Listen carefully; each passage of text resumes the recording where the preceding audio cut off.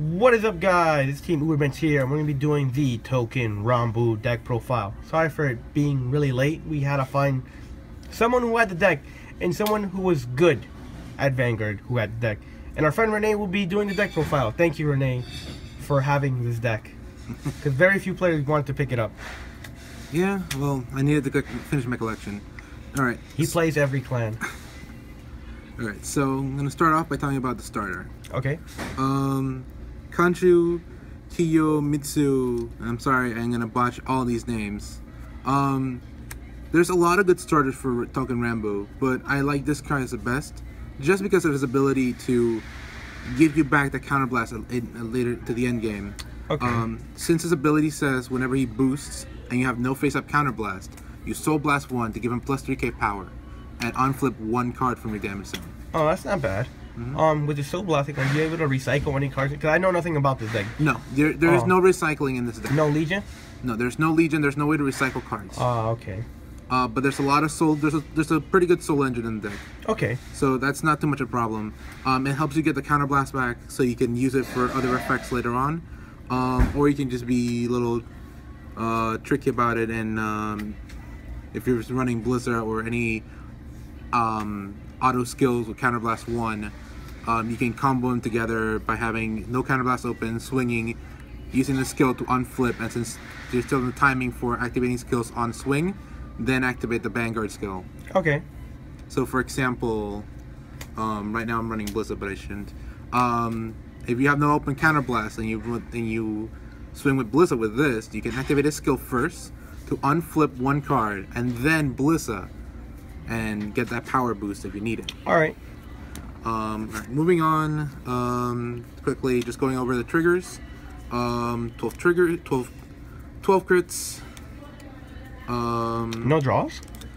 12 crits, 4 heals. No draws. The deck has a pretty nice aggro draw engine built in. Okay. I don't mind the draws, but I'm personally of the opinion, if a deck has a nice draw engine, there's no need to run the draws. Okay, I understand. What about for stands? Do your rear guards get, like, cause I know your rear guards get really big once you hit 3 damage. Yes, the rear guards get nice abilities at 3 damage. The stand triggers would it's something that I've been considering, is running the stand triggers in the deck, but I defaulted to the 12 crits just so I can abuse Vanguards, the Stride Vanguards that made me eliminate the front row, so I can just punish the opponent. I can just push the opponent first with the Vanguard, make them waste their defenses, and then have my pressure units with crits and power bonuses added to them. Okay. But definitely stance is something to consider. I might go ahead and drop down to 8 crit for stance. All right. Moving on to the grade 1s, we have 3. Nishiao, Nikariao, my bad. He says when your Vanguard attacks, if there's 3 or more rested rear guards, you can put them into the soul, and your Vanguard gets plus 10k power. Oh, okay. So it's a nice extra boosting of power if you need it. It makes your Vanguard huge. Yes, especially one of the bosses here in my grade 3. It combos really well. Next we have 3 Ima not Suguri, which is basically Stride Fodder, and has another additional ability, which is basically an axial. You put it into the soul, give your grade 4 Vanguard 5k power and a Hamore. Lets them Soul Blast 1 to countercharge 2. Oh wow! On hit. It's amazing. Next. So they get big and they unflip a lot of damage. Yes. But I mostly use it for the Stride Fighter. Next we have the main grade 1, the one that I normally use a lot more than anything else, is Horikage Kumi Hiro. God, I'm really bad with these. Sorry guys, you know. Yeah, I'm gonna butcher all these names. We are American. Sorry for not, you know. But yeah. Understanding, you know. His Limit Break 3 ability lets him on-call Counterblast 1 to gain plus 4k power and to Soul Charge 1. Oh. So he becomes an 11k booster, no matter what. Wow. And finally, for Perfect Guards, we only have the new G Generation Perfect Guards. Oh, the unflips? Yeah, the unflips. So they can only protect the Vanguard. Aside from this, there's only the Quintet Walls. Oh, boo, boo, don't play those. Next up, we got the Quintet Great Walls are only good during Legion format. And since the deck doesn't have anything to recycle either, it's not There's that no helpful. point, because you might deck out. Yep. Moving on to the Grade 2, we have 3 Heshikiro Hasabe. This guy's pretty interesting. Whenever he hits the Vanguard, you can pay the cost with just Counterblast 1 to restand him, and he'll gain plus 2k power. He will lose the ability to hit to attack the Vanguard, but he gains the ability to attack any rear guard, Including the start and the back, including right? the back row. So it's a nice little surprise. It actually fooled Giovanni on Saturday. It was pretty hilarious. Yeah. And the best part is it's Homore. It's not a Limit Break 3 ability, so I can do it as early as turn 2. Unfortunately, it's only on rear guard. Next, we have 4 Izumi no Kami Kanexeda. Sorry. His skill essentially is a Limit Break 3 ability where you Soul Blast 1 whenever he's boosted to gain plus 3k power, and the ability to bounce any rear guard in the back row with any in the back row or just any rear guard. Yeah, any back row unit with Limit Break 3 ability and add it back to hand. So pretty much the grade 1 that you were talking about before, the main grade 1. Yes. So in this case, you would boost like this, and this will give you a 23 column. Great for those cross ride games. And then if you hit, bounce them back at. And you build that soul. You use that soul that you build with him on him. Ah, okay. So he bounces just like Bermudas. A little. And finally, we got the main grade 2. This is the deadliest grade 2 right now, in my opinion. Yamato no Ki Kami Yasusada. He has a Limit Break 3 ability that gives him plus 2k power for 1 counterblast and a Homore. The Homore lets on hit lets him pitch 1 card to draw 2. Oh, ow. Yes. So he's pretty much up 9k in the main. 11k. He's a 9k that gains plus 2k power. This is also an axe skill.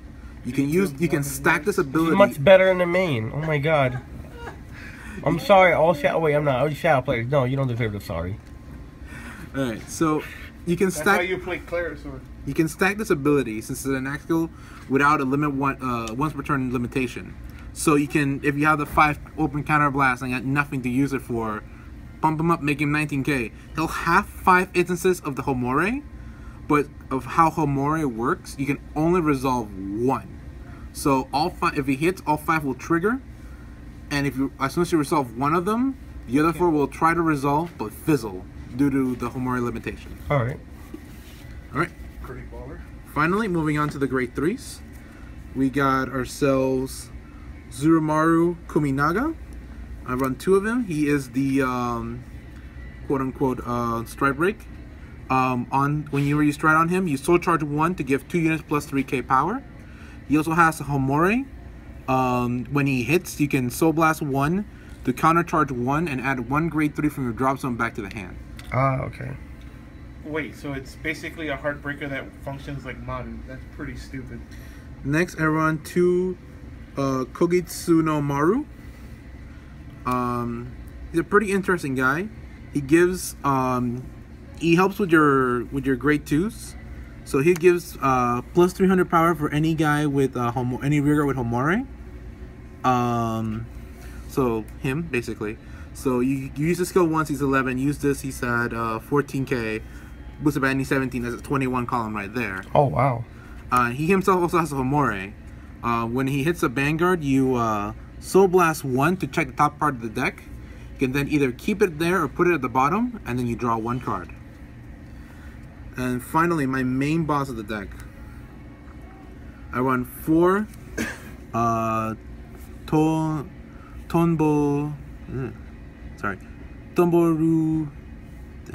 Tombokiri.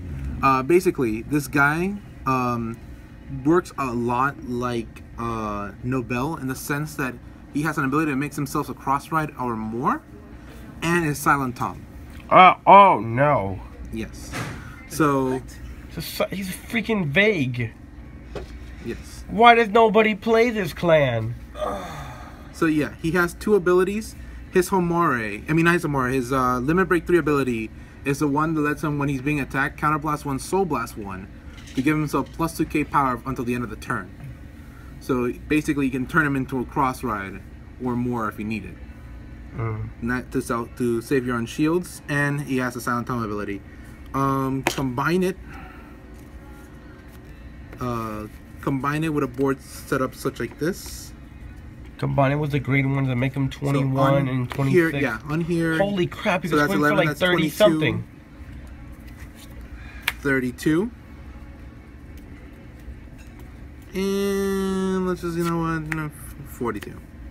Why not? 42 with the Silent Tom skill. Yeah. This is vague, but worse. It's a grade 3 vague. That's the problem. Yep. And finally, Why does nobody play this deck? Because people don't know about it.